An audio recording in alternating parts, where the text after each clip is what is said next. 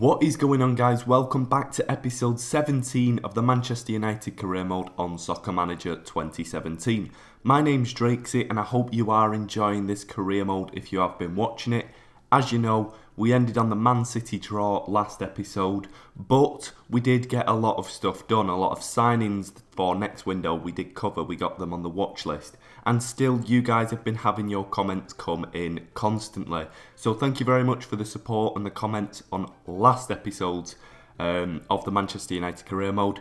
And yeah, we're going to get straight into this one. The first thing I'm going to be covering in today's episode is more transfers of players that you do want me to sign next window. So what we're going to go ahead and do straight away is get to those players and show your comments up on screen. So something that you might not know, guys, if this episode doesn't end up looking right, then I am sorry, I am trying something new. I do have a secondary computer, probably one that is better, and I'm actually running Soccer Manager on that. So the usual computer that I play Soccer Manager on, I'm playing it on a different computer today. So if it does look a bit different to usual, then that is mainly probably because the fact that we have swapped over computers playing on the game. So yeah, hope that covers that. So as you can see, the first player that was actually recommended for us to go and scout out was Kevin Volland of Bayern Leverkusen, the young German player.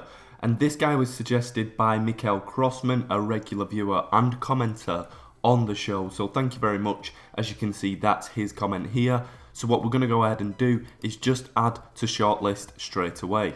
The next suggested player was also another Bayern Leverkusen player, and that's Jonathan Tah. And this guy was suggested by, once again, another regular viewer of the show, and that guy is Dan the Panda TV. Maybe a girl, maybe a guy, I don't know, but definitely a panda either way. But yeah, so thank you very much for your comment. What we're going to make sure to go ahead and do is add Jonathan Tah, the youngster, into our little shortlist, and then yeah, we've got him covered for next transfer window. As you can see, Dan the Panda also recommended us to look at this player. Here is his comment that he did say.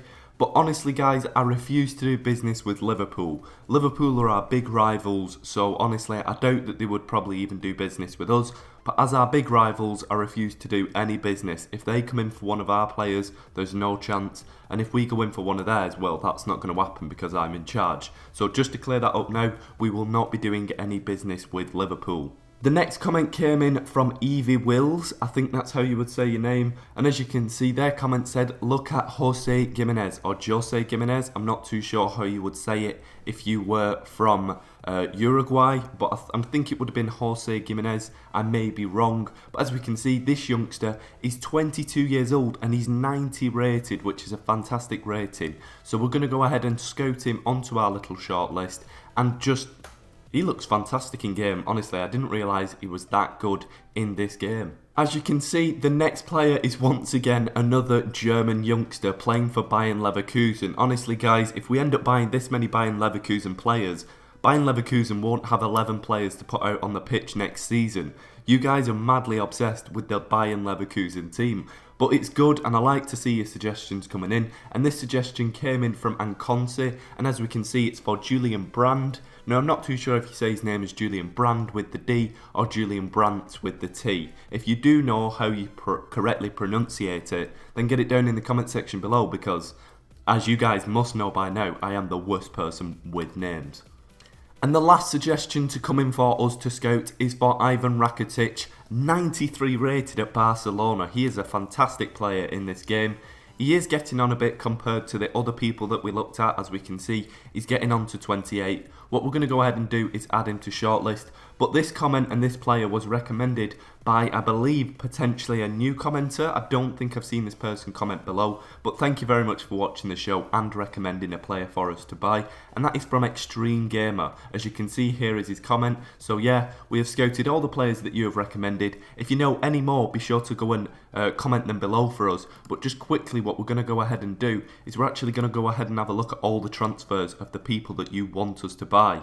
So having a look quickly now, guys, honestly, just look at some of these players. We've got a full transfer list built up now of all players that have been recommended to us. So when it comes round to next transfer window, next transfer list, sorry, whatever, we can see that we have a lot of players lined up ready for us to just straight away get into and try and buy. So that is the wrap up of the transfers. Now let's get into the matches and our formations. So as we can see, last episode it wasn't really clarified whether Rooney would be joining another team, as he did kind of sign a contract when the transfer window ended, but it is official, the transfer for Wayne Rooney has been agreed, and RCD Espanyol, or just Espanyol for short, in the next transfer window when it opens, Espanyol must be able to get the significant funds available for the transfer. Now, I'm not too sure what that means. I think that means that there is a pre-arranged deal that when the transfer window opens, Rooney will be leaving the club, so goodbye Mr. Rooney. As we can see, what is fantastic to see, Michael Carrick, a true club legend at this point. Honestly, in real life, I think he is so massively underused. He's actually gone up in rating. He's 35 years old, so to see an older player going up, you don't usually see this, so this is really, really good to see. Michael Carrick gone up from a 91 to a 92 rated player. Fantastic, fantastic stuff. As you can see, the first round of fixtures in the Premier League are kicking off. It is a Saturday afternoon, 3 o'clock to be precise. All matches are going to be kicking off. Let's see how the results pan out. As we can see, Tottenham lost to Middlesbrough. That is a huge result for us at the top of the table. As we can see, Chelsea won 4-1 against Everton. Arsenal only scrimped to draw against West Ham. And City lost to West Brom. I didn't even see that then. City have lost to West Brom. The end of the... Sorry, I can't even speak, I'm so excited. But look, the top of the table is now wide open. As you can see from the first 5 teams, all the top teams here, we are the only team to have played 26 games. The rest of the teams have played 27. So if we win our next match, we're going to jump up a little bit further, potentially taking that top spot. So as we can see, our next matchup is against the big champions themselves, Leicester City. I don't think they're doing too well in the table this season, but we are going to get straight into it. As we can see, their highest rated players at the moment in their team are in fact Riyad Mahrez, Christian Fuchs, Ahmed Musa and Shinji Okazawa.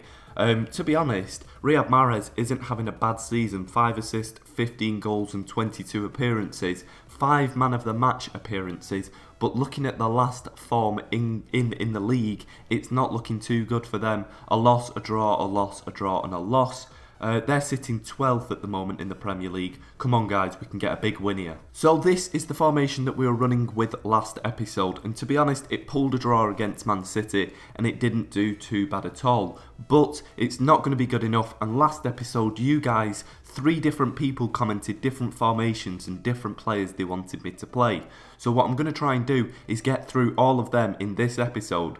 And as you can see, the first formation we're going to look at is this one from Mikel Crossman. And he said, in fact, for one match, try the 4-2-4 formation. It could be effective. Then he did follow up with another comment after that, and he said, if you do play this formation 4-2-4, be sure to play the use the long ball tactic. So we're going to go ahead and set up for that for this match against Leicester. So as we can see, this is the formation that we're running up with, the formation that was recommended to us, the 4-2-4 formation. We've got Morata, Martial up top, Mata and Mkhitaryan out on the wings, Carrick the newly upgraded player and Pogba in the centre, and then the defence of Shaw, Blind, Smalling, Darmian and De Gea in net. And as we can look as well just quickly, we're going to look at instructions, and as you can see, he asked me to play the long ball style. I'm going to keep a fast tempo, very attacking, mixed attacking style, and then we're going to do pressing in our own half. So without any further ado, the match is underway. Oh, it looks like it's going to be a throw-in for us from here. No, I think it was a free kick. I wasn't too sure what that was. Martial's running through though. Also, as we can see, Pogba's getting up in the attack. Mata on the ball. Come on, Mata, thread it through. No, Schmeichel is there to stop it.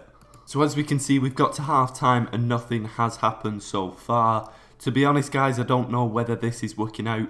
I'm not too sure what to do exactly. I think I might keep on Morata. Do I take off Martial? I'm not too sure. Right, so the decision I've decided to make, because we've come in at half-time as 0-0, is I've actually took out Carrick from midfield. I dropped Mkhitaryan back into midfield. I swapped Mata onto the other wing, put Martial out on the wing from striker and brought on Zlatan. So I've moved about 3 players, and I've brought Zlatan on. Come on, we can get this win. So as we can see, it looks like it's going to be an attack for Leicester, but David De Gea is there to stop it. As we can see, it looks like it's going to be a free kick from Mata crossed in. Was that a goal? That's a goal for Morata. Morata, the new signing. The man, the myth, the legend has managed to score a goal. Leicester are now having an attempt on goal towards it, and it seems like it's in off the bar from Morgan. Wes Morgan has managed to pull it back. He got man of the match. Vardy got the assist. It's the last thing we wanted to see. Right, we're not going to use that formation again, guys. It leaves us too open. We've not got enough going on. And to be honest, a 1-1 against Leicester, we need to be better. So thank you very much for your suggestion in formations, Mikael Crossman. We tried it and it didn't work. Let's move on to the next formation. So as we can see, the next match is in fact against Hull. It is a bit of a shame that we didn't manage to capitalise on that game against Leicester. But hey ho, we're going to push that aside. We're going to move on to the next match, and that is against Hull City Tigers. That is obviously a joke. If you are a Hull fan, you obviously don't like that name. Never mind, I pretend I never said it. As we can see, Hull have a pretty decent player in Mbukane, the guy who used to play for Norwich a few seasons back. But as you can see, he's 90 rated, but he's yet to score a goal or an assist in 20 games. That is really, really bad form. I bet now that I've said that he's going to score a goal or get an assist against us, it's absolutely typical. But looking at some of their players, honestly, they're not that good, and they're sitting 20th in the Premier League at the moment. So the next comment that came in was also from a regular viewer, and as you can see, that is from M Skills. I think that is how you would say his name. I've said it a few times and he's not corrected me, so I hope I'm saying it correctly. But he put in an absolutely massively huge comment. Thank you very much for this. And he's gone in detail, specifically listing exactly which players we should be playing in which positions. So as we can see, the formation that he's asked us to run is a 4-1-3-2 formation.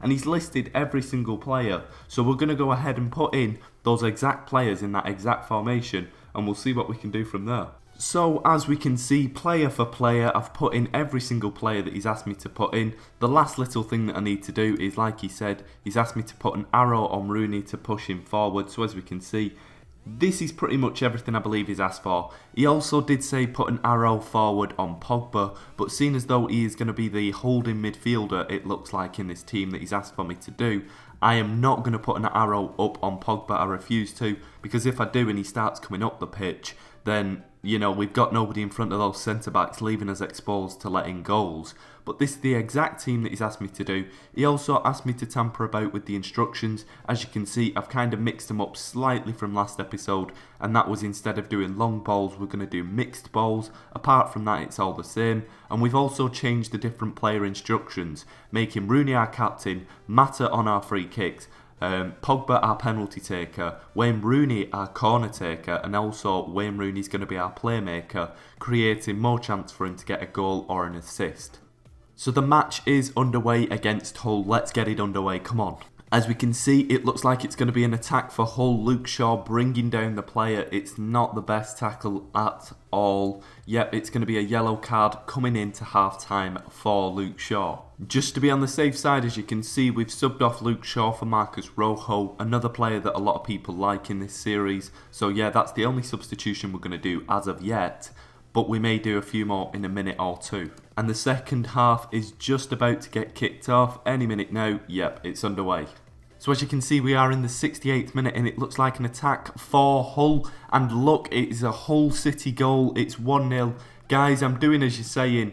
Honestly, I don't know what more I can do. It looks like it's going to be a free kick for Hull here. Let's see what we can do. Bang. David De Gea is there to save it. Now, we are on the 77th minute. I can do some subs, but like I said, guys, I'm doing as you're saying in the comment section below, and we're not pulling the best results that we can be. So I've changed up a few players and changed up a few different things. I've took off Rooney and I've took off Zlatan. I've brought on Mkhitaryan and, yep, look, it still wasn't enough. I brought on Mkhitaryan and Carrick, but still it wasn't good enough. Guys, we've just lost to Hull City. We are going to drop down the league if we carry on like this. But I did promise that I would try out all your different formations. As you can see, David De Gea got man of the match. We didn't even have that much of a bad performance, apart from our one shot on target, which is absolutely abysmal for us. As we can see, other results from the league today are going to be Chelsea managed to pull a draw, which is good for us up near the top of the table. Man City managed to beat Tottenham. Now that's pretty good, seeing as though Tottenham are top. I believe Man City might be top now, but as we can see, Man City are another team that's up there, so that's not really the best. So looking at how the table stands at the moment, Tottenham and Man City are up near the top, drawing on points, and then as we can see, Chelsea are 1 point behind them and we're 2 points behind them. As we can see, our approval rating has gone down at the club as well.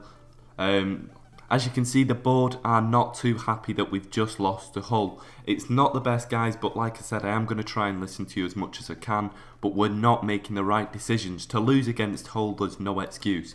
Our approval ratings should apparently be checked out as well. As we can see, our approval ratings aren't too bad, to be honest. But guys, that's where I'm going to leave off today's episode. Well, this episode. So yeah, thank you very much for watching. Hope you have enjoyed, and thank you very much indeed for all your support.